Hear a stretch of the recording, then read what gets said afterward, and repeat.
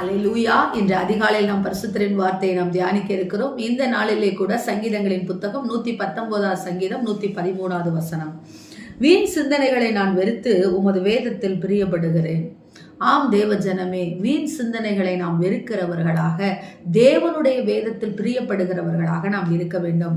சங்கீதம் 1 சங்கீதம் 1 வசனம் 2 வசனத்தின் பிரகாரமாக எப்படி நாம் தேவனுடைய வேதத்தை நாம் தியானிக்க முடியும் என்றால், வீண் சிந்தனைகளை நாம் வெறுக்கிறவர்களாக இருந்தால்தான் நாம் தேவனோடு கொடுத்திருக்கிற வேதத்தை தியானிக்க முடியும், அதிரியமாய் இருக்க முடியும், அதை நேசிக்க முடியும், அதன்படி நாம் நடக்க முடியும். அதற்கு தடையாய் இருக்கிற காரியங்கள் என்ன? வீணான சிந்தனைகள், தேவையற்ற சிந்தனைகள், தேவையற்ற குழப்பங்கள், தேவையில்லாதவைகளை குறித்து நினைத்து கொண்டிருக்கிறது. நம்மால் முடியாது என்று சொல்லி தெரிந்தும் அதை குறித்தே நாம் சிந்தித்துக் கொண்டிருப்பது. தேவ ஜனமே, உங்கள் சிந்தனை கிறிஸ்து இயேசுவால் ஆழப்பட்டிருக்க வேண்டும் என்று சொல்லி பிலிப்பியர் 2 அதிகாரத்திலே சொல்லப்பட்டிருக்கிறது. கிறிஸ்து இயேசுக்குரிய சிந்தை உங்களுக்குள்ளே இருக்க வேண்டும். ஆம் தேவ ஜனமே, வீணான எந்த சிந்தனைகளிலும் கர்த்தர் வாழவில்லை. கற்பனை உலகத்திலே கர்த்தர் வாழவில்லை.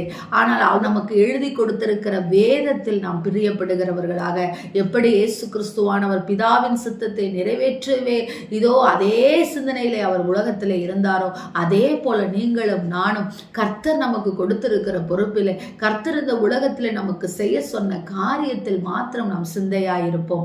தேவையில்லாத சிந்தனைகளை அகற்றி போடுங்கள். எந்த பயத்தின் ஆவியை குறித்து சிந்திக்காதிருங்கள். இப்படி ஆய்விடுமோ அப்படி ஆய்விடுமோ என்று சொல்லி பயப்படாதிருங்கள். உங்கள் சிந்தனை கிறிஸ்து இயேசுவால் ஆளப்பட்டிருப்பதாக என்று சொல்லி ஜெபியுங்கள். என் சிந்தனை ஆளப்பட்டிருக்கட்டும் என்று சொல்லி ஜெபியுங்கள்.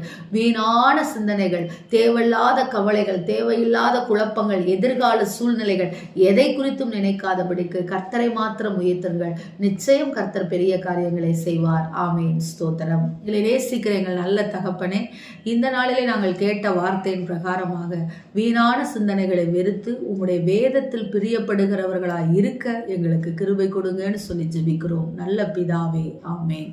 Price the lord. ஹல்லேலூயா.